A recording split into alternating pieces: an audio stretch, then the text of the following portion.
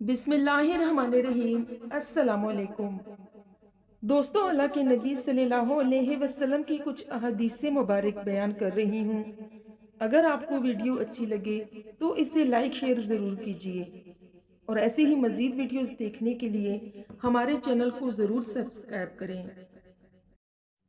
हुजूर अकरम सल्लल्लाहु अलैहि वसल्लम ने इरशाद फरमाया, अल्लाह को सबसे ज़्यादा पसंदीदा काम मुसलमान को खुश करना है और सबसे ज़्यादा नापसंद अल्लाह ताला को वो शख्स है जो सबसे ज़्यादा झगड़ालू हो।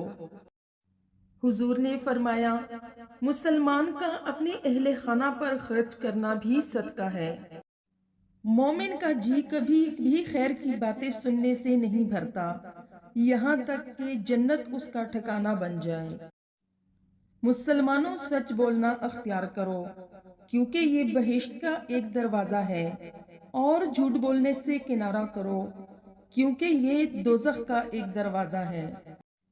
हुजूर ने फरमाया, जिना मत करो। सुन लो, जिसने अपनी शर्मगाह को महफूज रखा वो जन्नती है।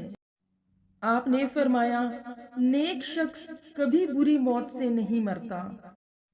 आपने फरमाया, अपनी बेटियों को हरगिज नाराज ना करना क्योंकि ये मुश्किल वक्त में तुम्हारी बहुत ही कीमती मददगार हैं। अल्लाह ताला उसका चेहरा रोशन करे जो इस अहादीस को सुने और इसको आगे भी पहुंचाए।